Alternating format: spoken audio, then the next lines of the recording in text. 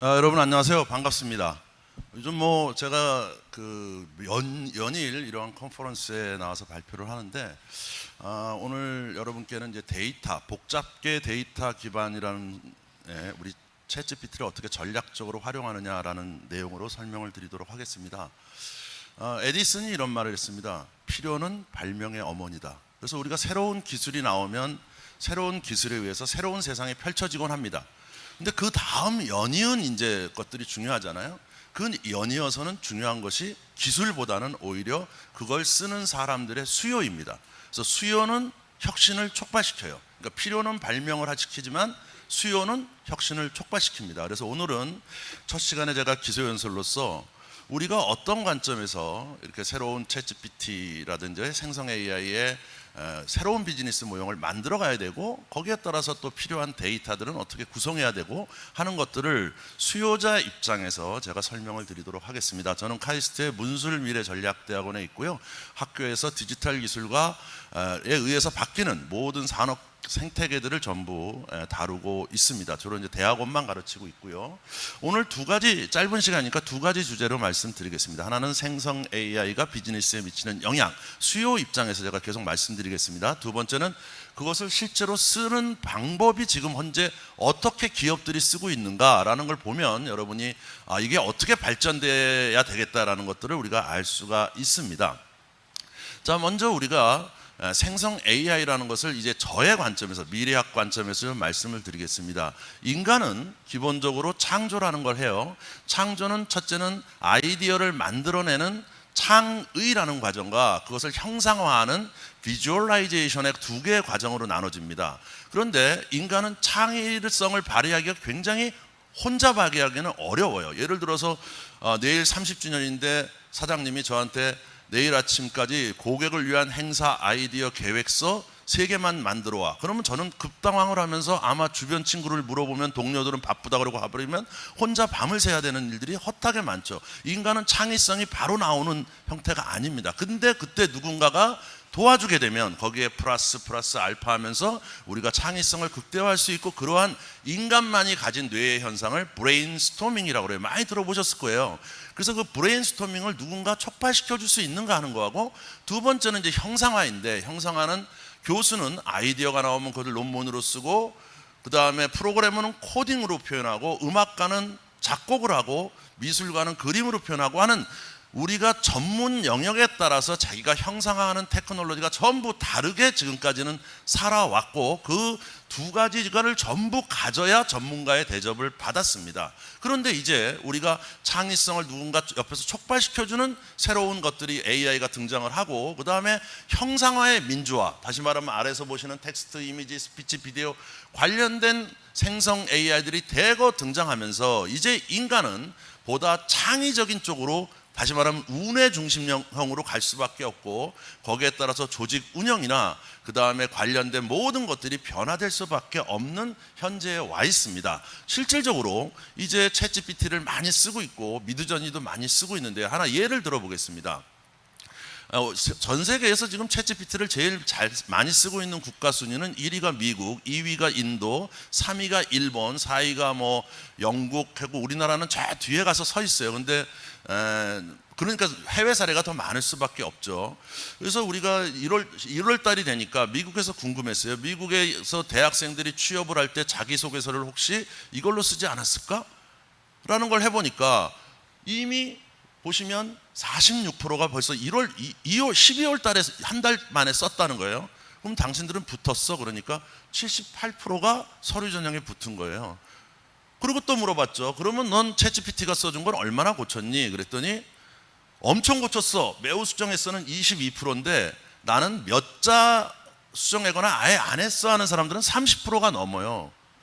또 물어봤어요. 30% 넘은 수정도 안 했다는, 거의 안 했다는 사람들한테 너 당신은 붙었냐? 그러니까 이 사람들은 95%가 붙었어요.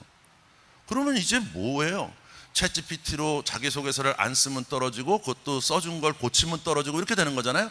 근데 물어보면 바로 오른쪽에 있는 사람들은 과거에 우리가 이제까지 익숙해왔던 검색 엔진이라는 사고에서 벗어난 사람들이 저렇게 쓰고 있는 거예요. 다시 말하면 우리 네이버에서 최대 50자밖에 검색 엔진 단어가 안 들어갑니다. 근데 챗GPT는 무료 버전은 2,500자, 유료 버전은 25,000자를 넣을 수 있잖아요. 오른쪽에 있는 사람들은 자기의 이력서를 넣고 자기가 취업하려는 대상의 회사를 넣으니까 아주 그 회사에 적합한 거로 써주니까 고칠 이유가 없는 거죠.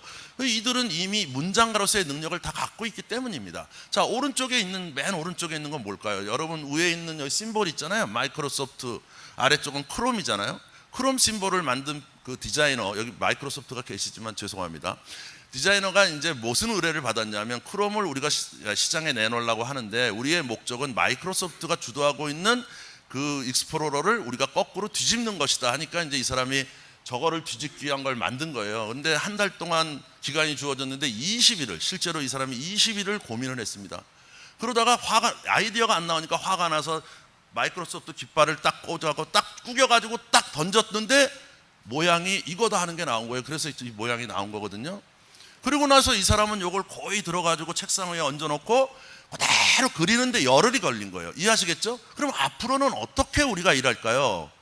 바로 고뇌는 똑같아요. 이거는 인간만이 할 수 있는 거잖아요. 유레카 할 때까지 20일 과정은 똑같은데 이제 그걸 들어가지고 올리는 게 아니고 사진을 딱 찍어서 미드저니한테 동그랗게 만들어 뭐해, 가운데를 빨간색, 가운데를 노란색, 그럼 4개가 만들어졌는데 하나 만드는데 2분 30초 정도밖에 걸리지 않으니까 10개 만들면 시간적으로 나오잖아요. 열흘 걸릴 일을 불과 4시간 만에 해낼 수 있다라는 거죠. 그러니까 다시 말하면 우리는 이제 새로운 시대로의 전환이 있다 보니까 이제 욕구들은 다변화될 수밖에 없어요. 그래서 우리가 파운데이션 모델이라는, 다시 말하면 의도치 않았는데 스탠포드에서 HAI의 그 100명의 AI 학자들이 모여서 챗GPT를 비롯한 생성 AI를 조사를 해보니까 이거는 의도하지 않았는데 너무나 많은 지식을 갖고 있다 보니까 이 지식을 우리 회사만을 위해서 써줘. 그러면 자동차 회사에 맞게끔만 얘는 얘기를 할 수 있다. 이게 중요한 것이고 의도지 않은 것이 출현됐다. 두 번째는 그것을 우리가 우리 회사의 도메인에 맞게 리트레이닝 시키고 파인 튜닝을 시키게 되면, 그런데 이제 거기에 중요한 건 뭐냐면 걔가 제대로 답변할 수 있는 형태로 내 데이터를 잘 준비한다 그러면 얘는 우리 회사만을 위한 혁신 도구가 될 수 있다라는 것이 2월 달에 논문으로 발표된 다음에 보고서가, 그 다음에 3월부터 전 미국에 이제 퍼지게 된 거죠. 그래서 8월 달이 되니까 이제 맥킨지는 뭐라고 합니까? 앞으로 기업들이 쓰는 AI의 최소 35에서 맥시멈 70%는 바로 생성 AI가 혁신을 담당하게 될 거라는 거예요. 왜 그러냐면 그동안 지난 2016년부터 4차 산업혁명 해가지고 AI를 쭉 우리가 썼는데 굉장히 어려운 부분이 이거를 실현해내기까지 너무나 많은 시간이 걸린다는 거예요. AI는 진화성을 갖고 있기 때문이죠. 그런데 이제 이것을 쓰게 되니까 보통 나중에 제가 사례들을 설명드리겠지만 빠르면 7일, 길면 3달이면 자기가 조직을 위해서, 혁신을 위해서 쓸 수 있다는 거예요. 그래서 지금 미국에서는 가장 지금 화두가 이러한 것을 혁신을 하자라는 거죠. 그래서 실질적으로 어느 산업에 이것이 엄청난 영향을 미칠 수 있는가, 2개로 나눴는데 첫째가 하이테크는 왜 그러냐면 소프트웨어 개발 산업 자체에 생성형 코드 제너레이터가 엄청난 생산성에 기여를 합니다. 왜냐하면 지금 AI의 인력이 부족하고 데이터 인력이 부족하고 소프트웨어 개발할 것 많은데 거기에 관련된 탤런트의 부족 현상이 전 세계적으로 있다 보니까 이러한 코드 제너레이터, 예를 들어서 뭐 구글 딥마인드의 알파 코드와 같은 이러한 하이 레벨의 코드 제너레이터의 생성형 AI들이 역할을 하기 때문에 따라서 소프트웨어 산업의 근간이 바뀔 수밖에 없다는 것이고요. 뒤이어서 은행, 제약, 의료, 교육, 통신에 이르기까지 모든 분야가 바뀌고 있습니다. 사실 저희 카이스트만 해도 저희 학생들의 거의 95%가 이 챗GPT를 비롯한 걸 쓰고 있거든요. 숙제를 못 내줘요. 제가 잘 내주는 괴롭히는 숙제가 뭐냐면 한국이 일본보다 디지털 전환이 빠른 이유를 문화적 관점에서 설명하라. 이건 책에도 없고 아무 데도 안 나오잖아요. 그래서 혹시 이 문제를 내기 전에 제가 딱 해보니까 20초 만에 대답을 하는데 A야. 그 다음부터 숙제를 못 내주는 거예요. 그러니까 변화될 수밖에 없는 산업들이 수요를 촉진해요. 그러면 거기에서 우리가 새로운 서비스 모형들을 만들어 나갈 수가 있다는 거죠. 그렇기 때문에 이제 우리가 새로운 것들을 어떻게 만들어 나가냐 하는 것이고요. 그러면 부문별로는 어디가 제일 앞으로 혁신을 일으킬까? 여러분 보시면 소프트웨어 엔지니어링이 상위 2개가 오른쪽 끝에 동북쪽에 있다는 걸 보실 수 있죠. 그래서 이게 소프트웨어 엔지니어링 관련된 이런 개발 쪽에 관련된 산업이 앞으로 급격하게 변화가 일어날 거고요. 그 이후에 세일즈, 커스터머 오퍼레이션, 그 다음에 R&D 부분에 걸쳐져 있습니다. 자, 그렇기 때문에 이것을 어떻게 우리가 전략적으로 잘 활용하느냐가 굉장히 중요한데, 저는 그것을 이렇게 표현하고 있어요. 저기 보시면 이게 뭐냐면 스위스 군용 칼이잖아요. 여러분, 우리가 일반적으로 이걸 맥가이버 칼이라고 얘기를 해요. 칼은 하나인데 그 위에 펼쳐짐에 따라서 어디나 쓸 수 있는 모형, 이게 지금 기업들이 바로 생성형 AI에 기대하는 바이고 그것을 쓰는 이유가 되겠습니다. 자, 그래서 제가 이제 한국 경제에 기고를 했습니다. 뭐라고 했냐면, 이제까지 우리는 AI가 할 수가 없었다. 특히 중소기업이나 중견기업들은 인력 자체가 없기 때문에, 또 솔루션이 오래 걸리니까 정부에서 지원을 해줌에도 불구하고 성과를 낼 수가 없었다라는 것이죠. 그리고 우리가 이런 걸 만들려면 어마무시한 데이터가 있어야 되는데 그런 것들이 준비할 수 있기도 힘들고, 그런데 그러한 것들을 가지고 우리가 새로운 파운데이션 모델을 이용하면 빠르게, 누구보다 빠르게 우리가 혁신, 디지털 전환을 만들어 나갈 수 있다라는 얘기를 했습니다. 자, 마찬가지로 8월 달 들어서 맥킨지가 이제 3월, 4월, 5월, 6월, 7월이 글로벌 기업들이 생성형 AI를 급속도로 받아들이기 시작한 5개월이에요. 이 5개월 동안 과연 어떻게 바뀌었을까 하는 설문조사를 했는데, 거기에 보시면 기업의 33%가 하나 이상의 생성형 AI를 쓰고 있다는 것이고요. 임원의 25%가 개인적으로 쓰는 게 아니고 개인이 업무를 위해서 쓰고 있다는 거예요. 25%가. 그 다음에 기업의 40%는 젠 AI에 대한 투자를 더 늘리겠다는 거고, 그 중에서도 더 중요한 게 뭐냐면 임원의 75%가 향후 3년 이내에 생성형 AI를 가지고 혁신하지 않으면 기업의 미래 경쟁력이 보장되지 않는다고 느끼고 있다는 거죠. 그리고 최근에 회사 인력의 20%가 프롬프트와 관련된 자기 직업에 대한 대전환 교육을 실시를 시작해야 된다라고 다 느끼고 있는데, 최근 마이크로소프트에서 조사한 바에 의하면 실제 현장에서는 20%지만 마이크로소프트 조사 결과로는 40%가 이런 프롬프트의 새로운 생성형 AI로 인해서 교육을 받아야 된다라고 우리가 얘기를 하고 있습니다. 자, 미국은 그러한데 두 번째로 더 사실은 기업들의 열풍이 불고 있는 게 일본입니다. 일본은요, 여러분 아시다시피 팬데믹을 통해서 자기네가 디지털 전환이 얼마나 늦어져 있는지를 절실하게 깨닫고 2021년에 우리 디지털 청이라는 걸 최초로 만들었잖아요, 일본 역사상. 그러면서 이제 혁신을 꾀하고 있는데 잘 안 되는 거예요. 그래서 기시다 총리가 4월 10일 날 오픈 AI의 CEO를 불러다가 독대를 했습니다. 우리나라도 왔죠. 우리나라로 와서는 스타트업 만나고 갔는데, 일본은 가서 스타트업을 만난 게 아니고 정부의 기시다 총리와 관련된 정부의 조직의 수장들을 만나고 갔어요. 그 자리에서 기시다 총리가 뭐라고 얘기를 했냐면, 이제 일본이 디지털 전환에 늦었는데 이것을 급속도로 빨리 진행하는 툴 중에 이것이 중요한데 이것에 여러 가지 문제가 지적되고 있다. 그런 문제들은 과연 어떻게 해결될 수 있는지를 물었고, 이 자리에서 샘 알트만은 뭐라고 얘기를 했냐면 3월 14일 이전과 3월 14일 이후는 다른 버전입니다라고 했고, 그 다음에 저희가 플러그인스 서비스를 내놓고 앞으로 엔터프라이즈 버전을 계속 내놓음으로 인해 가지고 이것은 점점 빠르게 보완될 겁니다라고 말을 하고 갔어요. 그래서 11일 날 뭐라고 고노타로 디지털 상이 뭐라고 얘기했냐면 이렇게 얘기합니다. 급속도로 발전하고 있다고 그래서 기다렸다가 하게 되면 경쟁력을 잃게 된다. 그러니까 우리 일본 정부 입장에서는 오히려 이걸 빠르게 받아들이는 방법을 모색하자. 한국 정부하고는 약간 다른 시각을 표현을 합니다. 그러면서 일본이 급속도로 진행이 돼서 4월 18일 날 요코스카시에서 최초로 챗GPT를 일주일 만에 붙여갖고 쓰기 시작하고, 그 다음에 여러분 아마 처음 들으실 거예요. 8월 23일 날 도쿄시면 우리 서울시라고 보시면 되죠. 그래서 5만 명 공무원이 일제히 쓰기 시작했습니다. 읽기 시작했습니다. 그러면서 기업들도 돌풍이 불어가지고 생성형 AI를 활용하는 기업이 대기업이 13%, 중소기업이 거의 8%에 이르고 있습니다. 이거는 6월달 조사예요. 그러니까 8월달이면 훨씬 더 많아졌겠죠. 네. 그래서 일본은 이미 광풍이 어마무시하게 우리보다, 요즘 우리나라는 이제 지금 여기 서 있으시고 하는 것처럼 지금 광풍이 불고 있는데 이게 일본은 4개월 전에 불었어요. 4개월 전에. 그러면서 빠르게 적용을 하고 있습니다. 그래서 이것을 그러면 어떻게 쓰면 좋을까? 제가 생성형 AI를 쓸 수 있는 전략적 활용 4분면 모델이라는 걸 3월 14일 날 챗GPT4가 나온 다음에 그날 저녁에 만들어서 3월 15일 날 제가 쓰기 시작하고 있는데요.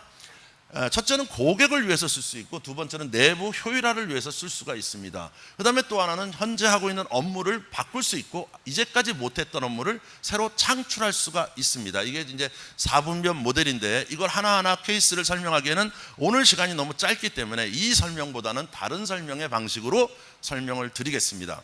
자, 챗GPT를 지금까지 쓰고 있는 방법을 제가 정리를 했어요. 사례별로. 그래서 5가지 형태로 지금 쓰고 있습니다. 분면은 이제 다른 문제고, 업무 구분은 다른 문제고, 활용하는 방식에 대한 문제입니다.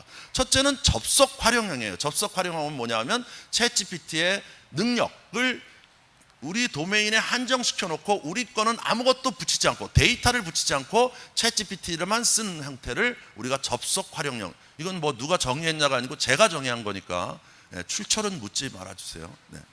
자, 두 번째는 뭐냐면, 왜냐하면 누구도 정의 안 하니까 저 혼자 정리하고 있는 겁니다. 네.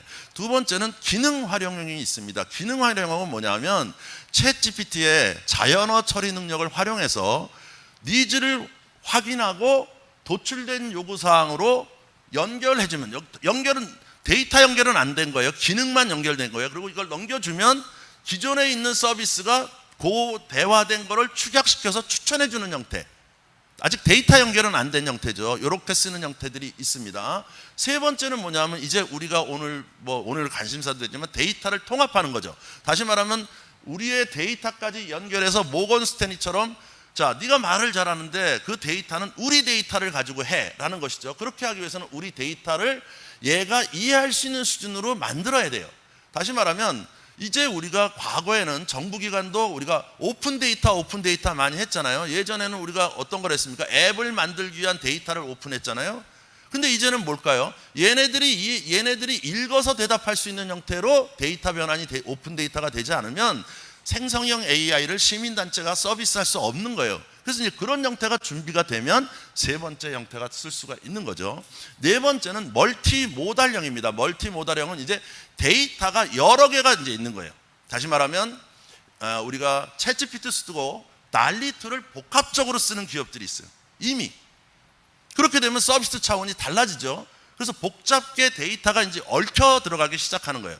그러면서 이제 이러한 형상이 되게 되면 우리는 이걸 뭐라 그러냐면 데이터 패브릭이라고 표현을 해요. 기술적으로. 데이터 패브릭은 뭐냐면 인간이 만든 빅데이터와 AI가 만든 생성형 데이터와 또 AI의 생성형 데이터의 종류에 따른 데이터의 성격이 서로 묶여지면서, 이게 우리가 의복을 만들듯이 실을 엮어서 어떻게 내느냐에 따라서 성과가 달라지게 되는 현상을 데이터 패브릭이라고 합니다. 그래서 이제 그런 단계가 되는 것이 4단계가 되고요. 이제 5단계까지 나타났어요. 5단계는 뭐냐면 제품하고 통합하는 거예요. 제품하고. 그래서 그게 벌써 이제 BMW나 아멜리아와 같은 새로운 제품하고의 서비스의 통합이 나타나고 있습니다. 이건 이제 완전 복합형으로 가는 길이죠. 그래서 지금 현재 5가지가 나타나고 있는데 간단하게 여러분께 빠르게 설명을 해드리도록 하겠습니다. 이게 짧은 시간이다 보니까 나중에 어떤 기회가 있으면 제가 AS를 해드리는 걸로 하고요. 오늘은 소개 정도로 빠르게 진행하도록 하겠습니다. 첫 번째는 도쿄시가 세계 최초로, 정부기관 최초일 뿐만 아니고 수도 입장에서도 최초로 바로 5만 명이 업무에 활용을 시작하고 있습니다. 8월 23일 날 오픈을 했고요. 여기 굉장히 센세이션한 반응을 일으키고 있고, 쓰는 거는 마이크로소프트의 애저 서비스를 이용하고 있습니다. 그래서 이제 거기에 보안 문제라든지 이런 걸 다 해결해 가지고 쓰고 있고요. 여기에서는 뭐냐면 단순하게 접속 활용형이죠. 다시 말하면 챗GPT의 능력만 가져다가 쓰는 거예요. 그래서 써본 결과 설문조사를 해보니까 당신은 이걸 어디에 제일 많이 쓰고 있어요? 왔더니 아이디어를 낼 때, 시민의 서비스 혁신을 해야 되는데 너 아이디어가 있니? 이런 거 물어볼 때 제일 많이 쓰고 있고, 두 번째는 문서 작성 쓰고 있고, 그 다음에 정리하는 거, 이런 여러 가지 용도에 쓰고 있습니다. 그런데 놀라운 사실은 써본 사람들한테 이제 열흘밖에 안 됐지만 질문을 해본 거예요. 이거 빼면 어떨 것 같아? 그러니까 나 써야 되겠어. 이거 꼭 필요해. 80%가 벌써 중독 증상이 있다는 거죠. 그만큼 인간의 말씀드린 창조 능력, 창의와 형상화가 얼마나 어려운가, 그것을 옆에서 누군가 촉진시켜주고 도와주게 되면 인간은 얼마나 빨리 일할 수 있는가를 극명하게 얘기할 수 있는 거고요. MIT에서 학생 두 그룹을 나눴습니다. 한 그룹은 챗GPT를 안 쓰고 숙제를 주고, 한쪽은 챗GPT를 주고 숙제를 써서 그 결과를 논문으로 발표를 최근에 했는데요. 그 내용에 보면 챗GPT를 안 쓰게 한 사람들이 60분 걸리던 일을 챗GPT 써서 하니까 34분이 걸렸다는 거죠. 그 다음에 품질 검사를 해보니까 이쪽은 B, 이쪽은 A. 그러면 써야 돼요, 말아야 돼요? 이 논의는 이미 지난 세계라고 볼 수밖에 없는 거죠. 그렇기 때문에 이제 우리는 좀 더 생산성 있게 가야 되는 겁니다. 자, 여기 보시는 인스타카트. 인스타카트는 뭐냐면 스타트업이죠. 스타트업에서 우리가 신선식품을 산다 그러면 현장에서 직접 사야 신선하잖아요. 그래서 여기다 의뢰를 하면 현장에서 사가지고 집 앞에다 갖다 주는 그런 서비스예요. 근데 여기에 이제 가정주부들이 다 요구사항이 뭐였냐면, 아니 나는 어떤 음식을 어떤 재료를 어떻게 사다 줘 보다 나는 더 지금 맨날 고민이 오늘 뭐 해 먹을까가 고민이야. 그러면 좀 그런 거를 도와줘 라고 했는데, 이 회사에서 그걸 만들려고 보니까 1,000억 이상이 드는 거예요. 그렇지 않겠어요? 챗GPT를 만드는데 1조 원 가까이를 썼는데 1,000억이 당연히 이상이 들겠죠. 어려운 얘기예요. 자연어로 물어보고 그걸 대답해 준다는 거는. 그래서 챗GPT가 나오자마자 재빠르게 인스타카트가 붙였습니다. 얼마 만에? 일주일 만에. 방식은 뭐예요? 넌 요것만 얘기해 라는 거죠. 그래서 뭐만 얘기해요? 뭐 해 먹을까? 나는 오늘 뭐 해 먹을까를 주로 물어보는 거예요. 그러면 나는 오늘 비도 오고 꿀꿀한데 한식을 먹고 싶은데 뭐 해 먹을까? 그러면 챗GPT가 야, 비 오는 날 한국 사람들은 1번 떡볶이, 2번 매운탕 뭐 이런 게 설명해 줄 거 아니에요? 그러면 매운탕 좋겠어. 그러면 요 계절 매운탕은 뭐가 있습니다. 딱 해줄 거 아니에요? 그러면 그걸 보고서 요거 중에 나 필요한 게 뭐냐면 레시피가 좀 알아야 내가 해먹을 수 있는지 아닌지가 나오잖아요. 레시피가 어떻게 되니까 레시피가 나오니까 해먹을 수 있겠어. 그러면 그 다음에 내가 4인 가족인데 여기에 필요한 재료가 뭐야? 하게 되면 그것이 나오고 곱하기가 되면 욕구가 다 정리된 거잖아요. 그러면 이제 이 회사에 있었던 뒤에 서비스가 기능을 받아가지고 데이터를 받아가지고 그걸로 조합된 걸 찾아주는 거죠. 이 형태는 인스타카트만 하고 있는 게 아니고 많은 기업들이 이걸 가지고 서비스, 고객 서비스를 향상시키고 있습니다. 그 중에 하나가 또 익스피디아죠. 익스피디아 같은 경우는 여행을 내가 결정한 후에 호텔과 항공기를 예약하는 거잖아요. 근데 고민은 사실 어디로 갈까? 어느 루트를 잡을까가 고민이에요. 그래서 그걸 재빨리 합쳐가지고 서비스를 시작했다는 거죠. 왜냐하면 인터넷이 계속 오래되다 보니까 이러한 포털 사이트 형태를 가진 기업들은 고객한테 추천해야 될 조합의 수가 익스피디아는 12조개예요. 12조개. 어떻게 해줄 거예요? 고객이 못 찾아요. 그러니까 이런 대화형으로 욕구를 이해하고 거기에 재빠르게 개인 맞춤형을 해주는 능력, 이런 데이터의 능력들이 이제 필요하게 된 거죠. 그것뿐만 아니에요. 세일즈포스는 자기네가 새로 기능을 만들었어요. AI를 만들었습니다. AI가 이런 기능이 필요하면 이런 걸 탁탁탁탁 해줘요. 근데 중요한 건 뭐냐면 고객들이 안 써요. 왜 안 쓰냐면 고객의 요구사항과 시스템의 설명사항은 달라요. 그러니까 세일즈포스에서 이게 나오자마자 재빠르게 붙인 게 뭐냐면 챗GPT를 갖다 붙여가지고 고객의 요구사항은 자연어로 얘기를 듣고 그거에서 추출을 해가지고 거기서 해당되는 기능을 찾아주는 AI를 결합시킨 거죠. 이해하시겠죠? 이렇게 서로 간에 다른 성격의 데이터들을 서로 연결하면서 성능을 극대화시킬 수 있다는 겁니다. 자, 그것뿐만 아니죠. 모건 스탠리는 이제 조금 더 들어간 데이터 통합형이 되겠습니다. 자, 투자회사 입장에서는 돈을 벌 수 있는 제일 좋은 방법은 뭐냐면 투자 자문 전문가들이 많은 투자자를 만나서 투자금을 유치해야 되는 일들이에요. 근데 이게 쉬운 일이 아닙니다. 왜냐하면 투자 전문가가 모든 분야를 알고 있는 건 아니잖아요. 영역별로는 있긴 하지만 모든 분야를 알고 있진 않아요.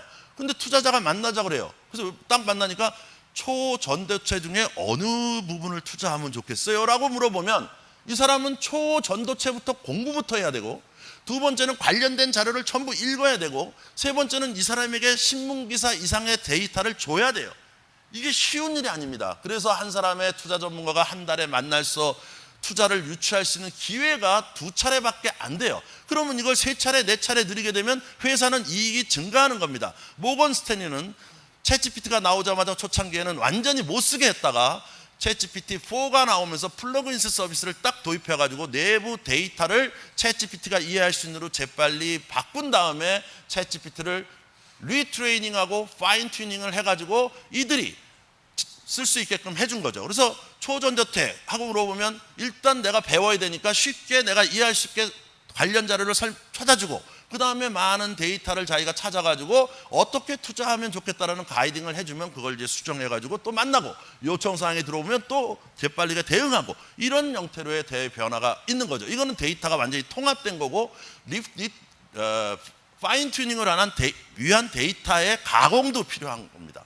그래서 요즘 이러한 회사들, 자문회사들뿐만 아니고 언론사들은 이러한 형태로의 전환들을 전부 하고 이제 활용도를 높여가고 있는 거죠.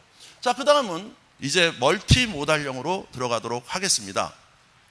자, 멀티모달형은 조금 더 복잡하죠.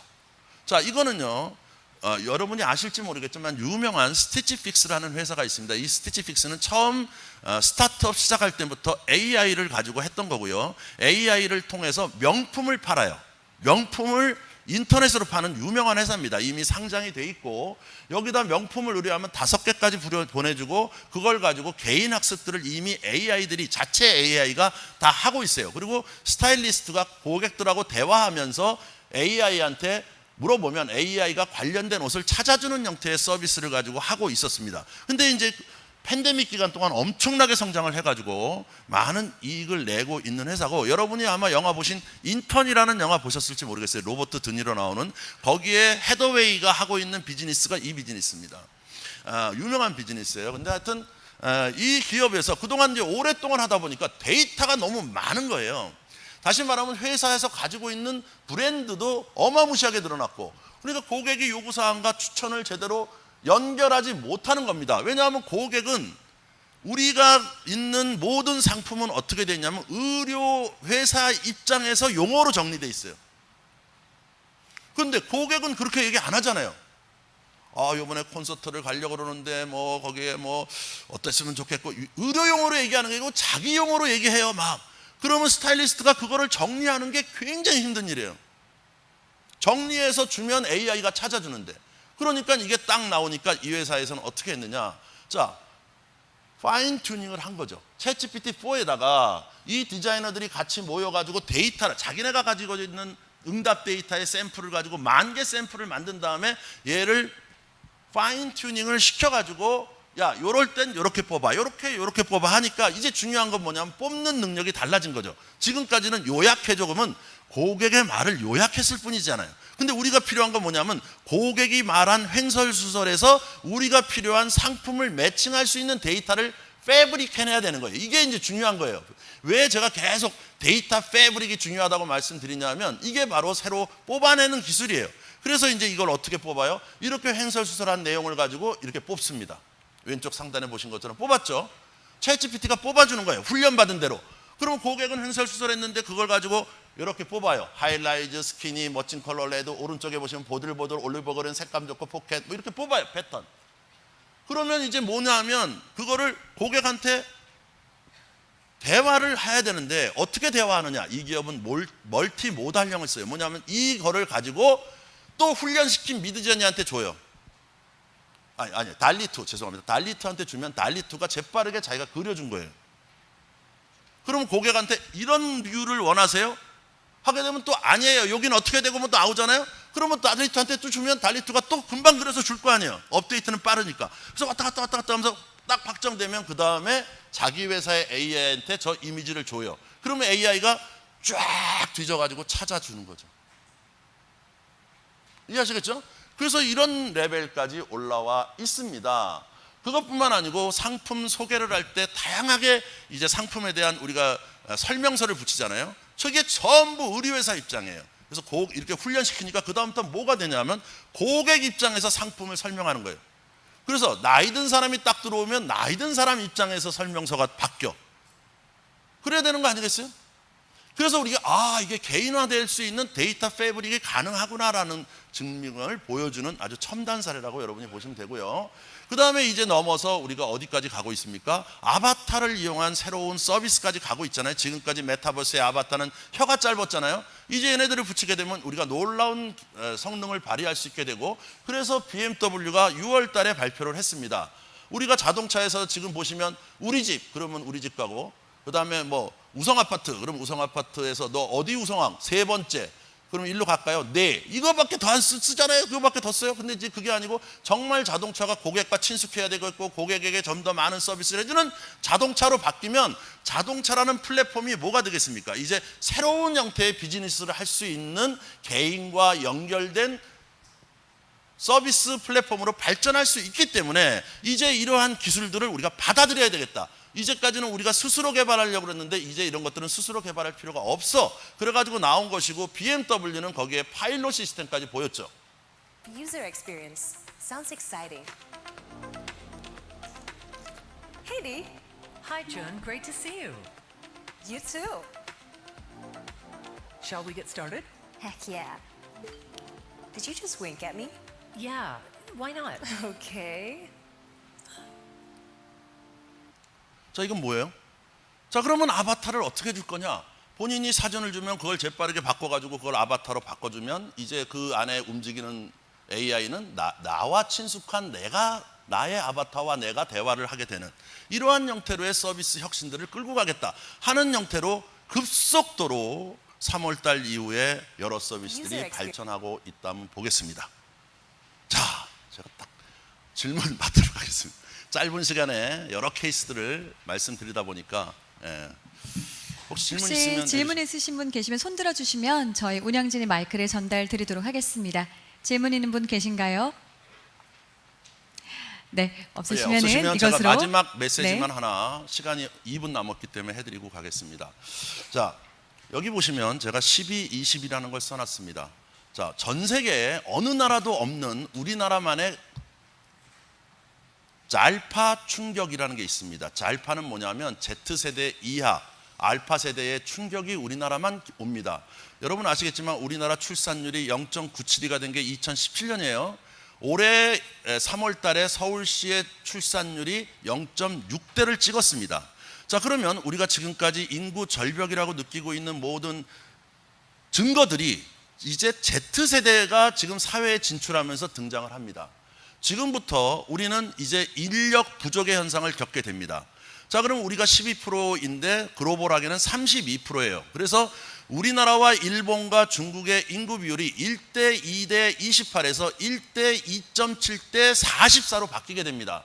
그렇게 되면 우리나라 경쟁력은 없겠죠. 그래서 무디스는 뭐라고 얘기를 했냐면 한국의 경쟁력은 24%가 저절로 낮아질 수밖에 없다는 거예요. 그래서 지금 12위의 국가가 24위의 국가로 떨어진다는 겁니다. 무디스 입장에서는 혁신이 없으면. 그러면 어느 정도 혁신을 해야 될까? 지금 현재 밀레니얼 세대 실무진을 구성하고 있는 사람들이잖아요. 그 사람들이 12%예요. 그 일을 22%예요. 그 일을 12%가 해야 될 거 아닙니까? 그러면 12 나누기 22 하면 딱 55가 나와요. 그러면 45%의 업무 부담이 온다는 소리예요. 그런데 제가 아까 말씀드렸죠. MIT에서 조사를 해보니까 60분 걸리던 일들을 34분 만에 하고 품질은 더 좋더라. 이게 딱 계산해보면 45예요. 그러니까 한국 기업은 갈 수밖에 없어요. 가야만 합니다. 어떻게? 지금부터 바로. 이 말을 끝으로 남은 시간 즐겁게 보내시기 바라면서 마치도록 하겠습니다. 여러분 감사합니다.